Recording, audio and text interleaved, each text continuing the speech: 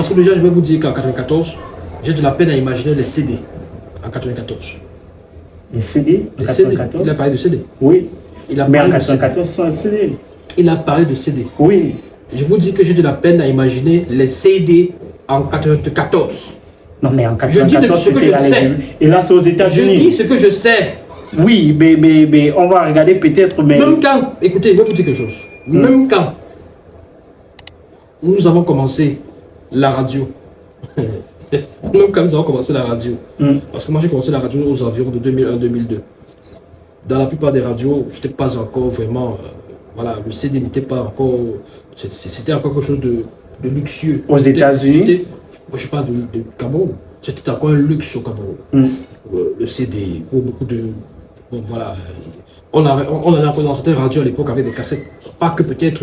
Non, je vous dis, en 94, lorsque nous écoutons des radios comme les. Là, vous parlez du Cameroun. Mais est-ce qu'à cette époque, la presse dédiée Yango ne vit pas déjà aux États-Unis?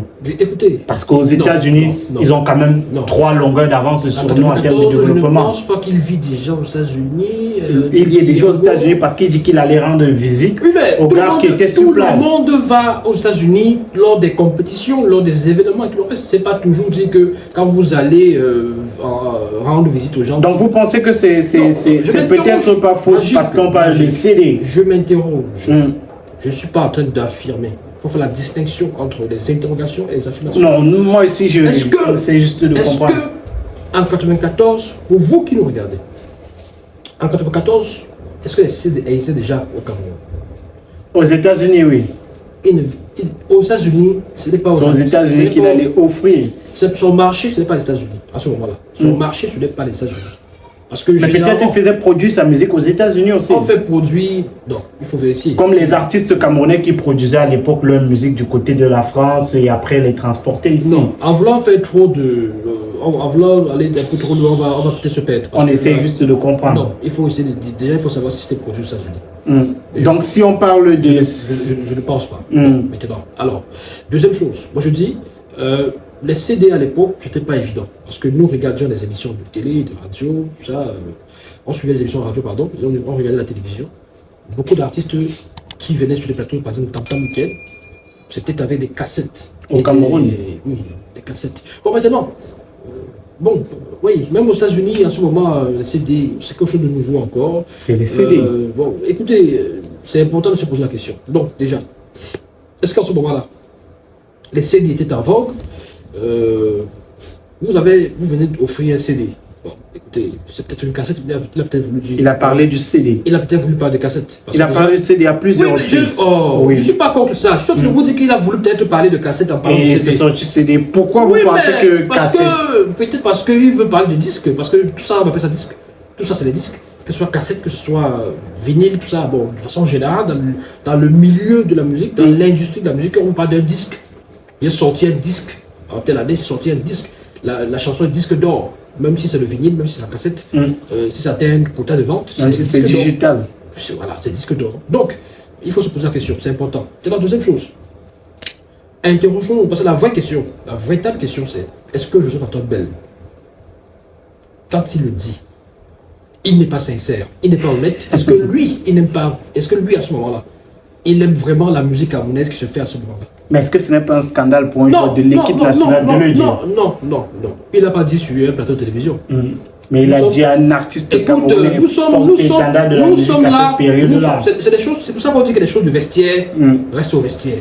Et là, justement, c'est la preuve que des gens qui viennent dans un vestiaire vivent des choses et partent après, ça devient des choses comme... Peut-être parce qu'ils ont été frustrés. Non, écoutez, soyons sérieux. Généralement, les choses du vestiaire, ça reste au vestiaire. Mais il y a des frustrations qui après... Je ne suis pas avec ça, je ne suis pas dans cette logique. Je dis que les choses du vestiaire, en principe, restent dans le vestiaire. C'est quand ça sort que ça commence à déranger. Parce que justement, ça fait partie des choses du vestiaire. Parce que là, c'est des lions qui sont en stage. En plus, c'est des lions qui sont en train de se préparer pour des matchs. Il n'a pas dit avant ou après quel match, ou c'était après l'élimination. Parce que le Cameroun n'a joué que 3 matchs en 94. Parce que les lions qui ont frustré un jeune artiste qui venait de lancer sa carrière. Ils ont été battus par le Brésil. Ils avaient joué contre, je ne sais pas si c'était le Danemark. Donc voilà. Et après 3 matchs, les lions ont été éliminés. Ils devaient sortir. Ils ont joué contre la Russie. Voilà. La Russie de Salenko. Ils ont pris 6-1 d'ailleurs, ils ont pris 6 buts à 1. Avec Joseph-Antoine Bell dans l'école. Oui, il me semble très bien. Songo, ils étaient 2 gardiens. C'était l'un des deux, de toute façon. Donc, c'est pas le plus important. Donc voilà.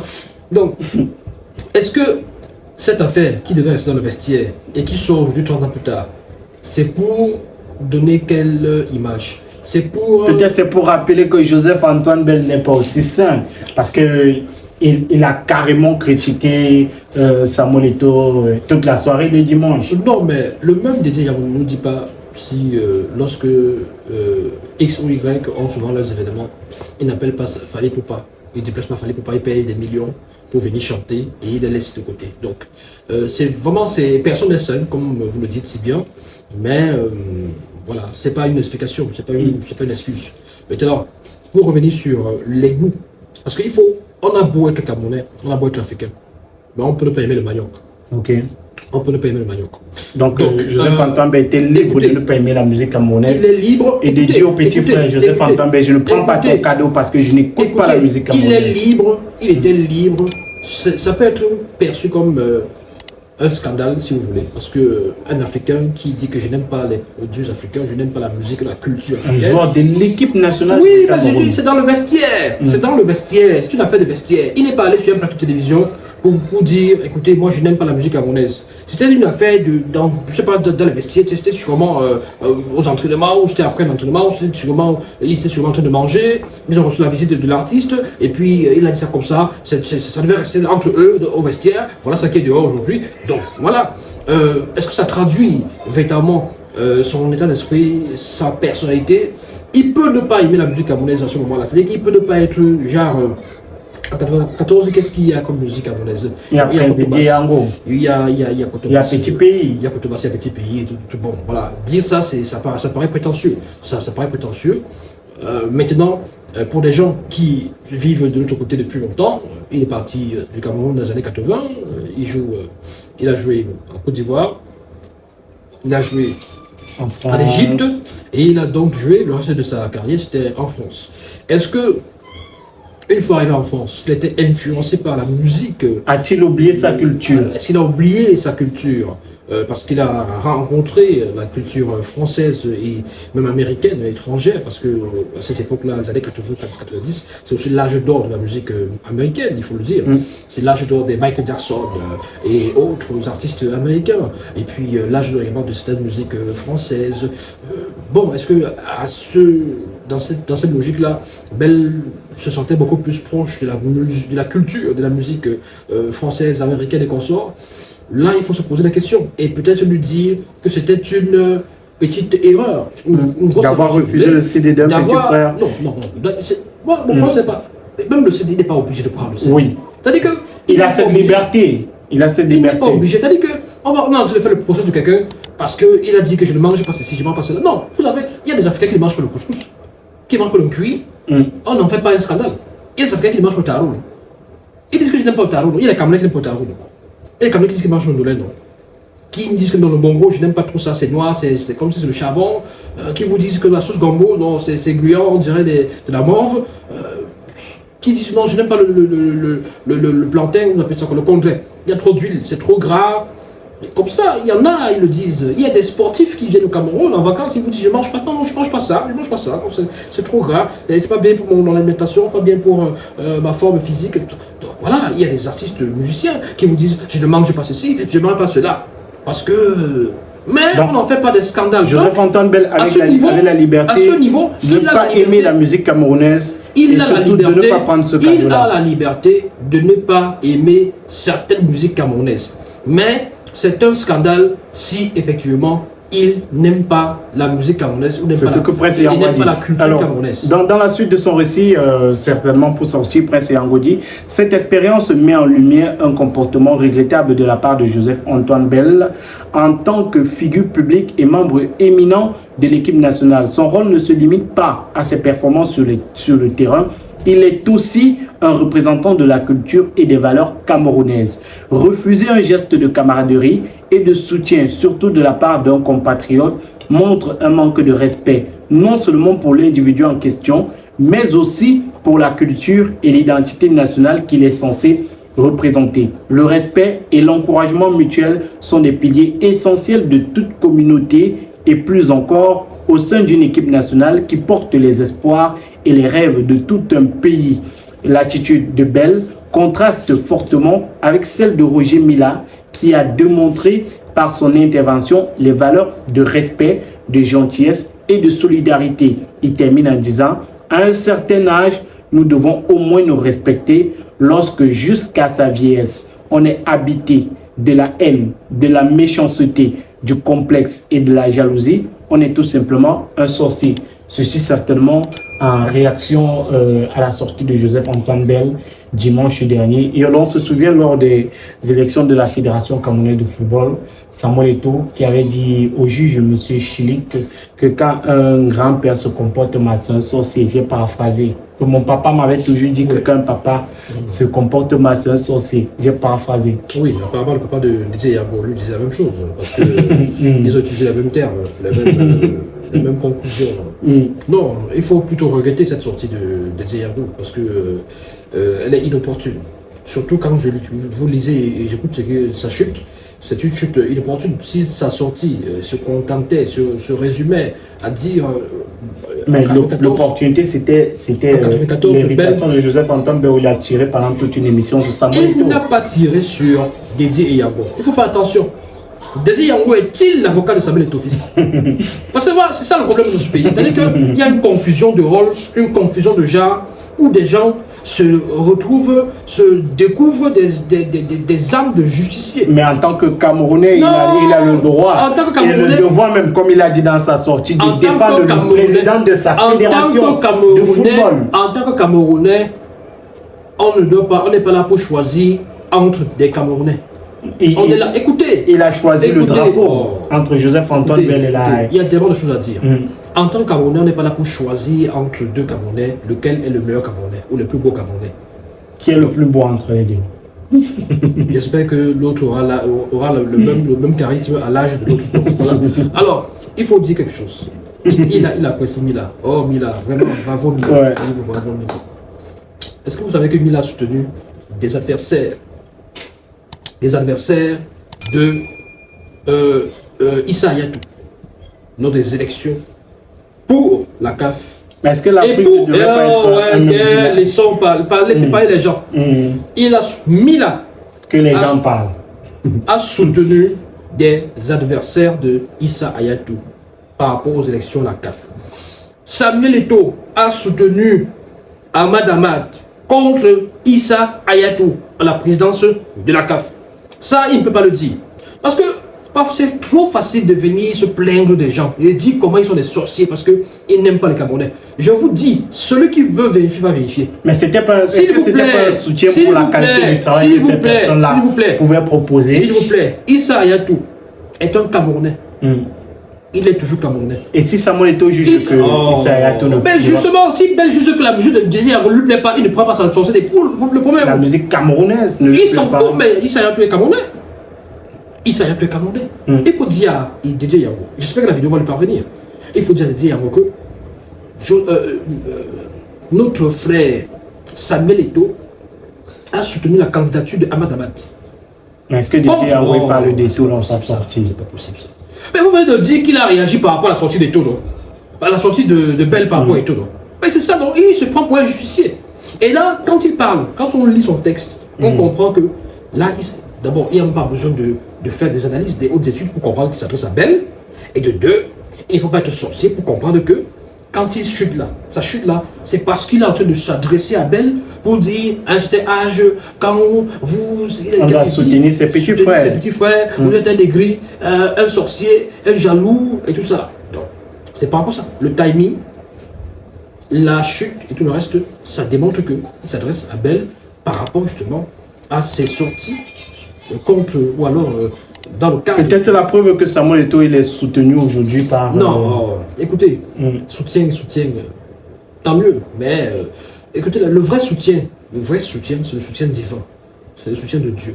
Mais on nous dit sur la toile que Samuel Eto'o l'a envoyé de Dieu. Mais écoutez, vous y croyez? Envoyé de qui? Vous pensez au contraire? Envoyé de Vous pensez au contraire? L'envoyé de Dieu. Vous pensez le contraire? Arrêtez ça, arrêtez ça. Ouais, c'est le blasphème. Parce que là, vous êtes en train de jouer avec la Bible. Envoyé de Dieu. Comment est-ce que vous pouvez dire que quelqu'un, un être humain, un mortel comme lui là, est un envoyé de Dieu? Mais il y a des individus qui sont envoyés par Dieu pour illuminer les nations. Ça se voit. Il a illuminé tellement l'Afrique à foot voilà. Tout se passe bien. Tout se passe bien, oui. C'est des slogans qui étaient utilisés autrefois par des monarques, tels que le roi Soleil, Louis XIV, pour manipuler leur sujet. On les présentait comme étant des envoyés, des enfants de Dieu sur terre, des envoyés de Dieu sur terre, ce qui n'est pas vrai. Il faut qu'on arrête un peu avec ça. Donc pour revenir au sujet justement concernant Joseph-Antoine Bell, il faut quand même dire que lui, même s'il n'est pas aussi un envoyé de Dieu sur terre, personne n'est parfait. Et lui non plus. Et donc dans ces moments d'imperfection, il peut faire des choses, il peut dire des choses. On a tous des choses qui sont répréhensibles. On a toutes des choses à se reprocher. On a tous moi, mon dossier il est clean. Est-ce que votre dossier il est sale? Dans les tiroirs, on a tous des choses à se reprocher. Franchement. Donc vous avez beaucoup de cadavres dans votre tiroir? Il y a tout le monde en a. Tout le monde en a. Quels sont les cadavres qu'on peut retrouver dans votre tiroir? Je ne voudrais pas donner des munitions aux uns et aux autres. Je dis que tout le monde a ce genre de dossier, a des problèmes, a des choses comme ça qui méritent, qui gagneraient à être cachées, parce qu'à un moment donné de sa vie, soit à cause de la jeunesse, soit à cause de la naïveté, de l'ignorance, on a fait des choses. Et maintenant, si des gens profitent de certaines situations que nous vivons, où voilà, pour venir et puis ressortir, dépoussiérer ces cadavres-là, ces dossiers-là, pour justement... Mais peut-être, est-ce que c'est pas une bonne chose que le président de Django a fait là? Ça veut dire que de rappeler au monde entier que votre Joseph-Antoine Bell également, lui aussi n'est pas toujours exemplaire dans son comportement. Non. Il parle, Joseph-Antoine Bell, quand il fait ses sorties à la télévision, il parle d'un dirigeant de fédération. Et il parle en tant que dirigeant aussi d'une institution qu'est l'ONIES. Quand vous venez avec des choses qui ont été privées, Yango parle lui d'un cadre de l'équipe nationale du Cameroun. C'est privé, c'est privé. Ça se passe dans des vestiaires. Je ne sais pas si c'est dans une chambre d'hôtel ou c'est dans un restaurant d'un hôtel où c'est un footballeur, c'est un musicien qui est allé rendre visite à des footballeurs lors d'une compétition. Déjà même là, c'est quelque chose qu'il faut questionner. Récemment, Adebayor s'est plaint du fait que les Togolais ont reçu la visite de Toufan. Les joueurs togolais ont reçu la visite de Toufan. Mais c'est parce qu'on lui refuse l'accès au vestiaire qu'il se plaint de cela. C'est une façon de dire que déjà, il faut questionner même l'opportunité de la présence de ces artistes au sort de la tanière pendant la compétition. Ils peuvent booster le moral des troupes. Et aujourd'hui, la conséquence, c'est que quelque chose qui était du vestiaire se retrouve sur la place publique. Et on dit tout ce qu'on peut dire. Et tout ça. Bon, voilà, moi je dis, personne n'est parfait. Joseph-Antoine Bell n'est pas parfait. Mais maintenant, je pense que le temps guérit certaines choses. Le temps permet aux uns et aux autres de s'agir, de devenir plus sage. Et je ne pense pas qu'aujourd'hui, Joseph-Antoine Bell, c'est quelqu'un qu'on peut considérer comme quelqu'un qui rejette sa culture. Parce que déjà, je rappelle que c'est un chef traditionnel en pays Bassa. Donc, c'est quelqu'un qui soutient la culture. Qu'est-ce qu'on peut dire? Donc, faisons l'effort de garder au maximum les bons souvenirs de lui. Non, gardons secret. Ce qui est secret doit rester secret. Parce que si aujourd'hui, n'importe qui vient raconter ce qu'il a vécu avec tel ou avec tel, ça va être vraiment, les gens vont fuir Facebook, les gens vont fuir la toile. Moi, particulièrement, moi en premier. C'est-à-dire que si n'importe qui vient, parce qu'il y a des gens là, parmi vos stars là, parmi nos stars, nos légendes là, si leurs copines sortent de nulle part et viennent dire que celui-ci, il aime celui-ci, il aime tous les partous. Celui-là, il aime trop les nudes. Celui-là, il aime ceci. Celui-là, il aime faire avec. Il aime quand c'est son ami. Nous sommes à fuir. Donc, si quelqu'un sont là et puis il vient dire que Yannick Renaud a fait un enfant, moi, là-bas, reconnu. L'autre vient dire que Yannick Renaud, je suis avec Est-ce qu'il s'agit de vous là? C'est des choses. Vous êtes en train de nous parler des choses. Est-ce que vous ne préparez pas le public? C'est des choses personnelles. Qui doivent rester personnelles. Est-ce que vous ne préparez pas le temps s'améliore comme ça? Merci Yannick Renaud. Merci à tous d'avoir regardé le contenu. N'hésitez surtout pas à partager avec vos proches, donner vos propres avis à cette cette sortie du prince Ndidi Yango, lui qui dit qu'il a été repoussé ou qu'il a été frustré par le gardien de but, l'ancien gardien de but des Lions indomptables, Joseph-Antoine Bell. Réagissez en commentaire, donnez vos avis et surtout si vous êtes nouveau sur la chaîne, abonnez-vous, cliquez sur la cloche de notification. À très bientôt. Au revoir.